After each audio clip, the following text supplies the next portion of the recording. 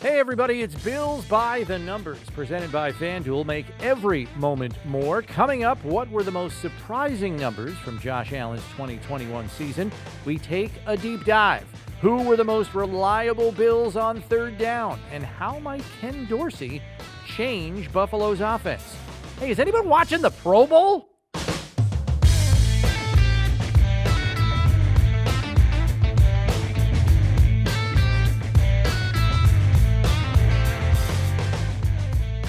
All right, glad all of you could join us here on Bills by the Numbers, where we let the stats tell you where the Bills are at. Bills Wall of Famer Steve Tasker and Bills insider Chris Brown with you. And it was a very productive offensive season once again for the Bills. By now, everyone is familiar with the exploits of Josh Allen. Came close to matching his 37 passing touchdowns of last season with 36 in 2021.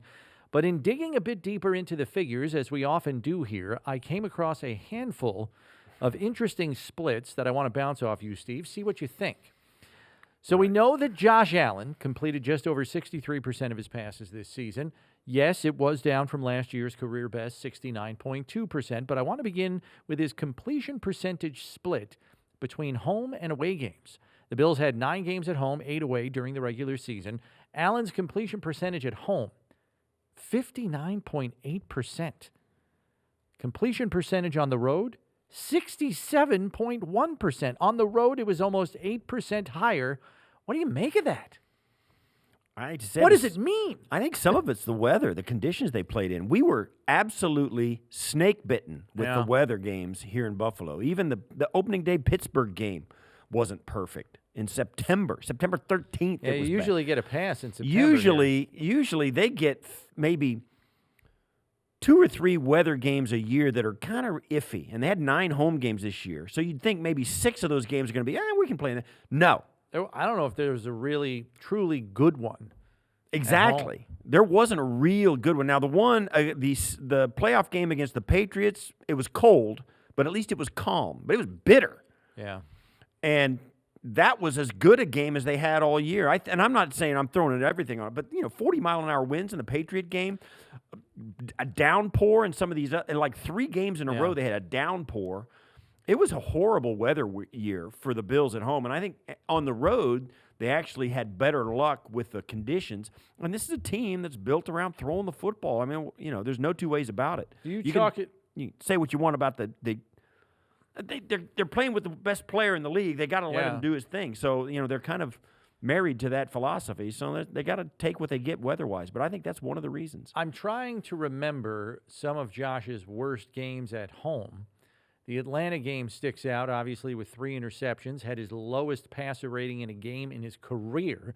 17 was his passer rating in that game. That obviously pulled the numbers down in terms of completion percentage.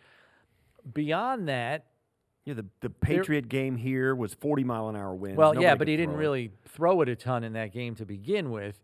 So I'm trying to think, just off the top of my head, what pulled those completion percentage numbers down so precipitously in comparison to the road, which, by the way, includes the Jacksonville game on the road. That was a stinker for everybody on the team. And to see 67% completion on the road and under 60 at home, I mean, that's a pretty wide disparity. The Chiefs game in Kansas City was delayed because of weather. Right, but his numbers were good in that game. The one at home, the Patriot game, he was 15 to 30. Right, that one hurt. 30, so I would say the Atlanta game, 40 mile an hour. The Atlanta game and the first Patriots game are probably the main players in pulling those numbers down as much as they did. So your weather point is well taken. Second, Josh Allen completion split for you by pocket location. When Josh Allen delivered the ball inside the pocket in 2021, he completed 67.3% of his passes. When he was outside the pocket, his completion percentage 42.2%, a 25% drop-off when outside the pocket. That almost sounds hard to believe because I think there is this general belief, Steve, Josh Allen's a guy who makes off-script plays. He does. Running around outside the pocket, buying time and making something happen. How startling is that number? 42.2% completion. That's astounding to me, and I can say there's a couple of things for it. There has to be something because those are the numbers. The numbers are the numbers. One of the things is this. One, this year he was way more particularly even late in the year when they were really humming, he was way more apt to throw it away when he was outside the pocket, when there was nothing there. He was living to fight another down. So there's a couple of throws a game where he was just flat throwing it away. And he was much more willing to do that this year than he has been in years past. Two, I think there's a lot of times when he could have completed a pass and decided to run the football as well. There's a little bit of that. Other than that, I don't know that there was that many more plays outside the pocket than there were. I think he was better in the pocket this year, so I think there was fewer plays outside the pocket than there has been. Yeah, in the unfortunately, past. I don't have the attempts and completions out there. I just have the completion percentage, but I will tell you this. Passer rating inside the pocket, 91.8. Passer rating outside the pocket, 91.2. Virtually identical. Yeah. So I think there was his probably overall fewer body attempts. of work inside and outside the pocket is pretty comparable. It's just this completion percent. I mean, I looked at these. No, I was like, what? 25%? Yeah, I couldn't believe it. There's got to be a reason for it, and I think for the most part, it's probably has to do with his willingness to throw it away. The fact That's that a good point. He didn't. Plus, he didn't. He's better in the pocket. Yeah, and I think not that he's better rated, but he's more often in the pocket and getting rid of it on time than he has been in the past. I think the things that you chalk up to the precipitous drop in completion percentage there is when you're outside the pocket, sometimes you live for another down. As you said, you just throw the ball out of bounds, take the incompletion. That obviously impacts your completion percentage. And I wouldn't be surprised if the attempts outside the pocket are lower. Yeah, much lower than that. Because very often when you go off script, if you have nothing, you're either A, throwing it away, or you're tucking it and running for yardage instead of throwing the football altogether. So I would anticipate those would be two of the main reasons why that completion percentage is as low as it is. The third Josh Allen completion split is by pressure. Now, this is the case for every quarterback out there, but when he's not under pressure, Allen completed 70.6% of his passes. When under pressure, completion percentage 39.5%. It's a drop-off of almost 50%. We all anticipate a drop-off, Steve, but to that degree, that's eye-opening. Yeah. And it's surprising, too, because it doesn't pass the eye test when you think about what he is. I've heard as well that he's really good under pressure compared to other quarterbacks, but it doesn't really seem like that when you see these numbers and put in this context. And I don't know what constitutes pressure and what that looks like on the stats, but yeah, it's all really amazing when you see the drop off, and we talk about how pressure makes a difference for quarterbacks, and this is statistical proof of it, because this is one of the best quarterbacks, even with all these numbers like this is one of the best quarterbacks in the league. Period. Right. And while we did point out that the pocket location completion percentages were somewhat negated by a relatively identical passer rating, whether he was in the pocket or out of the pocket. Here, without pressure, passer rating 98.7, under pressure, passer rating 70.8. Right. So there's a drop-off in completion percentage, and there's also a drop-off in total passer rating. I will say that touchdown to interception ratio, though, is relatively comparable. 22 touchdowns, 9 interceptions without pressure, 14 touchdowns, 6 interceptions under pressure. So a 2-to-1 ratio under pressure, almost a 3-to-1 ratio without pressure. Still, both of those numbers pretty good. One bonus completion percentage split for Josh Allen. He completed 69% of his play-action passes. When it wasn't play-action, his completion percentage almost 10% lower, 61%. Yeah, we've known that during the season we were getting numbers about how He's one of the best play-action was. passers in the league. So that doesn't surprise me. But, yeah, it's amazing some of the disparities. And once again, you and I aren't the one watching the film, so the idea of pressure, there's got to be a criteria there that makes. Yeah, I'd like to know what the analytic gurus. Decide. Yeah. Oh yeah, under pressure. Because it becomes a little bit subjective. Like, does somebody have to get a hand on him? Does somebody have to be within a yard of him? Right. Is it after, if the ball is in the process of being released, does that count as a pressure or a hurry or whatever you want to call or it. a hit or whatever. So, yeah, it's... You get deep down the rabbit hole pretty fast. Yeah, you can go... Exactly. So I think there's no question. I mean, Josh is like every other quarterback. When you got somebody bothering him, it's harder to be effective. And just like every other quarterback. But even so, no matter what the statistics say, the eye test tells you this guy's really, really good. I don't care about the numbers. Right? Give me that guy. That's an amazing thing to say. I don't care what the numbers say. That's what are we doing here on Bills Give me by that the numbers? guy. And I think that's where all Bills fans are at this point. We move now from completion percentage to third down reliability. We begin with Josh, whose third down carries led to a first down almost 70% of the time. He averaged 8.2 yards per carry on third down in 2021. That's a fat number, a really fat number. But as far as receiving targets go, if you had to guess, Steve, who do you believe had the highest catch rate on third down for the Bills this season? Caught the most targets thrown at him on third down this year. Who would you say? The highest percentage of targets or the most targets? Highest catch rate. So it's the highest percentage. Catches most of the targets that he gets. When they threw to him on third down, he caught it more than anybody else. Yes. I will say Beasley. That's a great guess, but it would be incorrect. It was actually Isaiah McKenzie. Oh, good for him. A catch rate of 87.5% on third down. Now, again, sample size relatively small. Right. All 7 of his third down receptions also went for first downs for a 100% conversion rate. Next on the list, you want to guess who was second? Yeah, I'll say Gabe Davis. You are correct. Next on the list was Gabriel Davis. Catch rate of 58%, converted 91% of his third down receptions for a first down.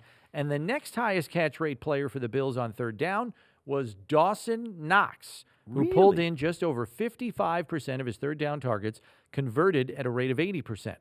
Owner of the second best conversion rate on third down, we should note, for the Bills was Stephon Diggs, moved the sticks on 91.3% of his third down receptions. Now, seeing that spread of targets on third down, Steve, and with the way this passing game works in general, allowed the Bills to score 36 points on the Chiefs in the divisional playoff. If their opponent takes Stephon Diggs away with their coverage scheme, the Bills can still put up points. That's what that game proves, I think, more than anything else. Sure. Do you think, though, that's the right way to execute your passing game? Spread it around to others when your top receiver is taken away? Or is it more important to get your top receiver the ball often in a game of that magnitude? No, I think you got to do with what you got. No question that the Bills have more guys they can depend on than other teams are able to. Some teams have a 1 and a 2. The Bills have got 4. And maybe with Dawson Knox, more than that. I think moving the football is the key component there. And Josh throws the open guy. Some teams can, and it's possible, we've seen it done, particularly even by the Chiefs. They move their two guys around. Hill and Kelsey move all over the place, trying to find a way to get them the football and get the defense into a bind with alignment and motion to get them either confused or difficult to put the best defenders on those two guys. You can do it both ways, and I think both are effective. And I think the season that the Bills had this last year, while it was inconsistent up and down in the big scheme of things, when they got into where they were really clicking, they got enough guys to go around. And I think either way can be effective. And I think you saw a little bit of the Cincinnati Bengals with their 3 wide receivers that they have. Those are 3 pretty elite guys, though. They spread it around. I mean, they have a top 5 slot in Tyler Boyd. Yep. They have a top 5 number 1 in rookie Jamar Chase. And they probably have a top 5 number 2 in T. Higgins. I mean, they have top 5ers all the way across the board. So that justifies spreading the ball around the way they do. I think that when you get the Bills into a situation like that where you've got times where you've got to depend on one of those guys have come through, and they have to. Gabriel Davis certainly did. Gabriel Davis came through in the playoffs. Isaiah McKenzie came through in the New England game in New England. Cole Beasley has shown up at times, although his time showed up has been fewer and far between, but he shows up.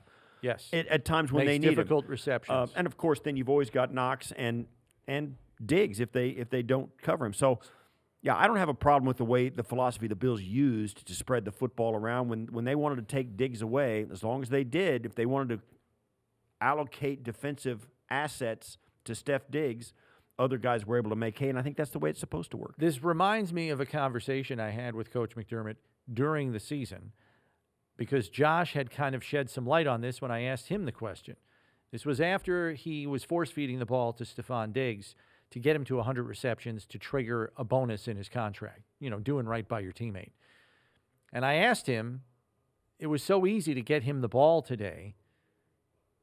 Why had that not happened through the course of the season more often, similar to what we saw last year when he led the league in targets, receptions, receiving yards, etc.? And he gave indication that they wanted to pace guys like Diggs and Beasley through the course of the season, not have the offense be completely dependent on them to be productive, move the football, score points. And they felt that that was better for this team in the long run, because last year, what did they experience? They got to the end of the season. That's true. Stephon Diggs had an oblique strain, wasn't 100%. Cole Beasley cracked a bone in his leg, was not 100%. And the passing game suffered in the playoffs last year. Right. So you say, well, what was the difference? The difference was you saw the healthiest Bills team in the playoffs that maybe we've ever seen ever. So from a health standpoint, it certainly paid off. You could argue that the Bills were playing their best offensive football at the end of the season. Right. And so spreading the ball around and depending on different guys at different times through the course of the season took the physical burden off of people like Diggs and Beasley, and I think it put them in a better position to succeed this postseason. Unfortunately, it just didn't come to fruition at the end of the Chiefs game. I'll say as we one well thing. know. I'll say this one thing too, and there's no cause and effect here. This is merely speculation, but maybe that was part of the inconsistencies they had offensively throughout the year. And if you could have won one more game, or one more game if it was like the Tennessee game, two more games if it was Jacksonville and Tennessee, all of a sudden that risk you take by forcing the ball to those guys and maybe you get the 1 seed and now you're at home throughout the playoffs. You don't go to Kansas City. Kansas City comes to you. But are you as healthy? That's the rub right there. Can you get there? Now, that was a week 5 or a week 6 game, 7 game against Tennessee. Week 9 against Jacksonville. And you can say this, too. There's a lot of reasons why they didn't win those games. Josh Allen falls down in Tennessee on a quarterback sneak going in. There was an egregious missed call in the Tampa Bay game. It would have given the Bills 1st and goal on the Tampa Bay 1 if they make the right call there. So you win, either one of those two plays spins the dial towards home field, and that wouldn't have risked anything more. So there's all of that there, and that's the razor's edge you're walking, trying to get to the playoffs, playing your best, and being healthy, which the Bills did this year, and it was quite the job to get there, or taking that risk, getting home field, and maybe not being as healthy when you're there. I would tend to think that the approach they went with this year will be repeated next year in light of how healthy this team was at the end of the season when you want to be playing your best football. In reviewing the year, they were doing that. They were healthy, number 1. They were playing their best football, number 2. Now, that's not to say you don't want to try to win a couple of more games to get home games here in Buffalo come the postseason. Brandon Beane stated that as job number 1. I would anticipate that Sean McDermott feels similarly. So it'll be interesting to see going forward, especially with a new offensive coordinator. Does Ken Dorsey alter the approach? Does he devise ways to keep Diggs more involved no matter what an opposing defense throws at Buffalo? That's going to be interesting to see how that develops through the course of the offseason, spring practices, training camp, preseason, etc. Time to remind you that new customers at FanDuel can get their first bet risk-free up to $1,000. Just sign up today by going to sportsbook.fanduel.com or download the FanDuel Sportsbook app. FanDuel Sportsbook, an official partner of the Buffalo Bills. We move along now to the numbers game. We're going to switch things up on Steve a bit here. Instead of seeing if we can fill out a list of record holders or statistical leaders, as we often do, I'm going to throw some 2021 red zone stats at Steve for the Bills. See if he can guess if the stat is true or false. Steve, are you ready? Okay, Okay, we're changing things up here. This will be good. All right. You got a 50-50 shot. So music in the background for this? Oh, no, it's there. Oh, it's there. Okay. There we go. In 2021, Steve, in the red zone, Josh Allen had more rushing attempts than Devin Singletary. In the regular season? In the red zone, in the regular season. True or false? Josh Allen, more rushing attempts than Devin Singletary in the red zone. In 2021, that's including playoffs? Regular season only. Okay, regular season. At the end of the year, Devin was getting. I'm gonna say false. That would be correct. It is false. Devin Singletary, 38 carries in the red zone.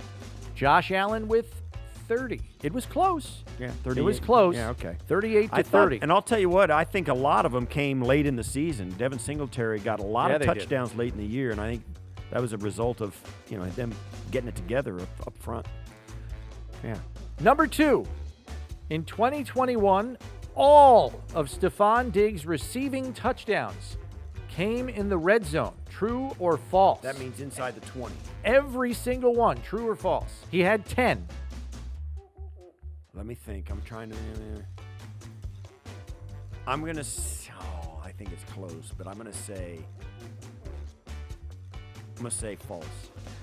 That is actually true. Oh my gosh. 10. I thought it might have been close. All 10 of his touchdowns in the red zone this year. 10 of Diggs' 19 receptions in the red zone accounted for all 10 of his touchdown catches. It's pretty remarkable. I do remember that deep ball on a deep post. It was against the Chiefs in the first game. Yeah, but he couldn't. And he let the guy catch him. Well, people were like, hey, how did he not get away from that guy? He thought the guy was close, was going to try and catch it and flex and flinch, and that hesitation made the tackle. Yeah. All right. So that would have been the only one, but all 10 in the red zone. Pretty remarkable.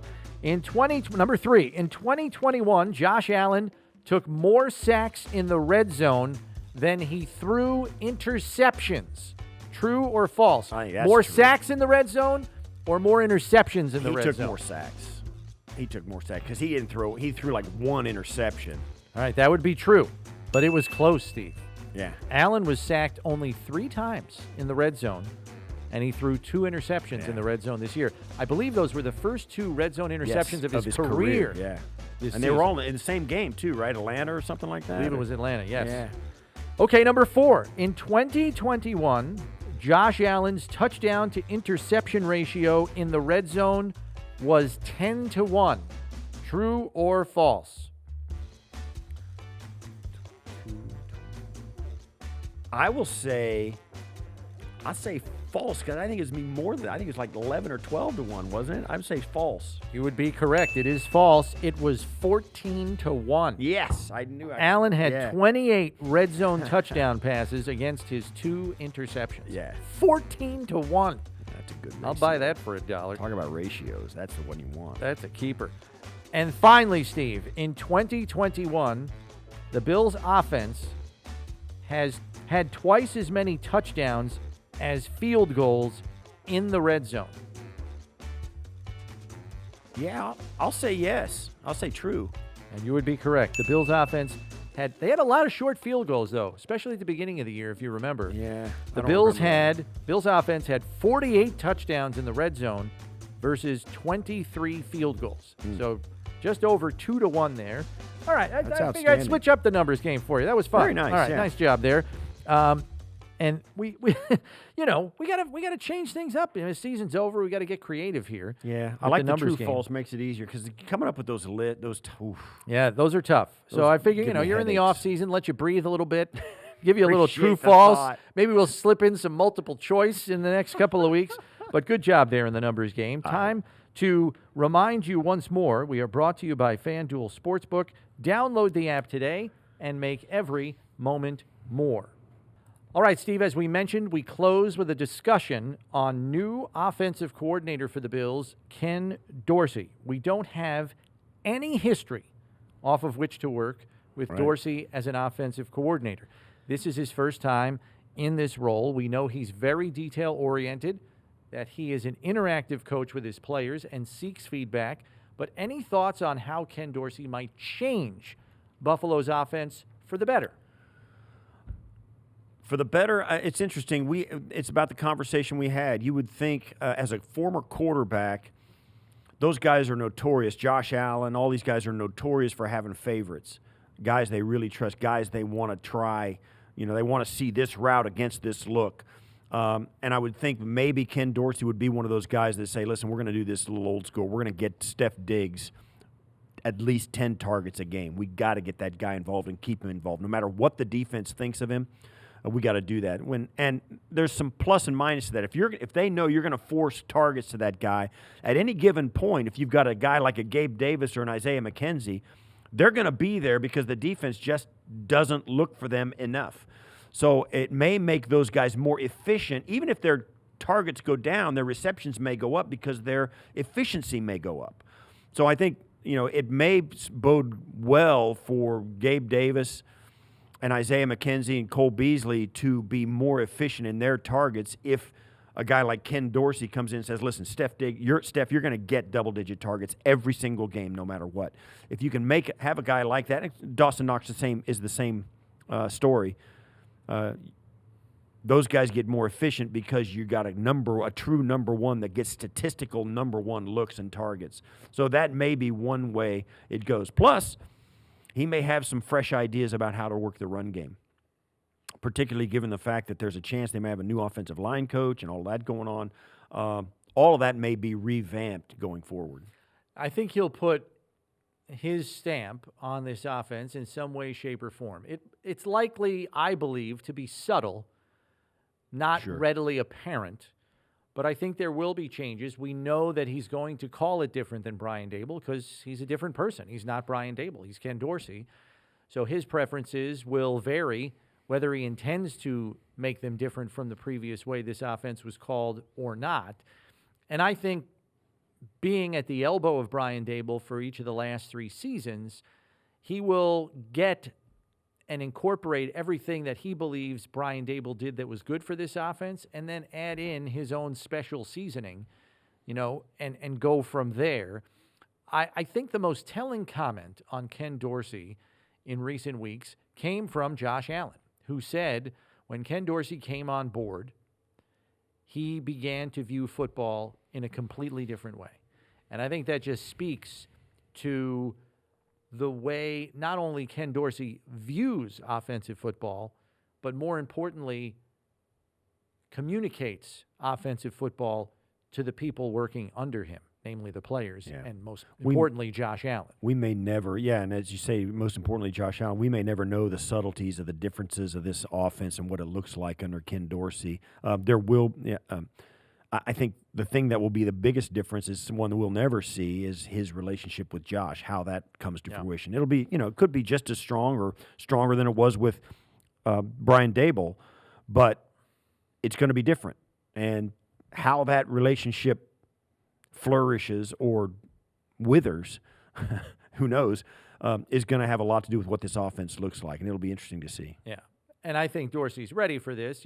He's got the keys to the car here, so he's got to make it happen. What advantage do you think, Steve, does it give the Bills, at least at the outset of the season, that opposing defensive coordinators have no working history on how Ken Dorsey will call plays? While opponents know this offensive system, they don't know how Dorsey might tweak it, number one, and then number two, call plays in certain down and distance situations. There is no book to work off of for him. Yeah, it's as simple as I don't even know if he's going to run, or I don't even know what his ratios are. Does he run more? Does he run more on second and short or second and medium, or does he pass more on second and short, second and medium? What about third and long? They don't know what his tendencies are as run or pass. Brian Daboll, they threw it on 60% of the first downs they had last year. So, okay, you got a handle on that. Well, Dorsey, I don't know. What's he going to do? It'll be a month before at least teams, 4 weeks, right? Right. It'll be a month before teams get a handle and start to get tendencies and this kind of thing and start to make guesses about what he's going to do. And when they can start to guess, sometimes they're going to guess right, and it's going to be tougher for you. And that, but for beginning, they're going to be totally reactionary as to what he's going to be doing. Right. And it brings to mind the way the Bills ended the season as a veritable offensive juggernaut and Josh Allen looking like an all-world player. And knowing on Buffalo's schedule you have Kansas City, the Rams, and the Bengals, it is tailor-made for a heavyweight Week 1 game, whether it's Thursday night opener, whether it's Sunday night or Monday night. They're probably playing one of those 3 teams in Week 1, and with Dorsey as your OC, with no book on that guy, I think it is an advantage for the Bills going into that game. There is no roadmap for how to defend Ken Dorsey's play-calling tendencies because there is no book on it. Yeah. And it reminds me of the 2009 season when Alex Van Pelt was abruptly promoted to offensive coordinator a week before the season started, when Turk Schoenert was fired by Dick Duran. Alex Van Pelt had never been an OC before in the NFL. He had been in NFL Europe. There was really no book on him. He had to go into New England on Monday Night Football and play the Patriots and Belichick. They almost won the game. 11 minutes left. They're up 24-13, and he coached a magnificent game on a week's notice. That was the Leotis McKelvin fumble. Yes, game, it was. Yeah. So, I think there's an advantage there. Oh, absolutely. Absolutely, there's an advantage, and it'll be and I don't know about we'll get into this more and more as the seasons and our podcast progresses, but there is a lot of thought that, hey, man, they're going to have Mahomes and Josh Allen start the season next year. But there's a lot of other matchups out there like Joe Burrow and Matt Stafford. They're going to get a chance to go again. All three of those are road games for the Bills next year. Right. So there's some other matchups that may take the spotlight on opening weekend, but you can bet that those primetime games are going to be full of quarterback matchups in the AFC. I think we both have enormous respect for Brian Daboll, who, wished the best of luck with the Giants. But in a strange way, I think after 4 years of Daboll calling plays, changing who is calling the plays may help keep this Bills offense unpredictable going forward. That'll do it for this edition of Bills by the Numbers. Please subscribe on whatever podcast platforms you use so you know when the next episode drops. And remember, when you need to know about the Bills, you need to check Bills by the Numbers. For Steve Tasker, I'm Chris Brown. We'll catch you next week, everybody.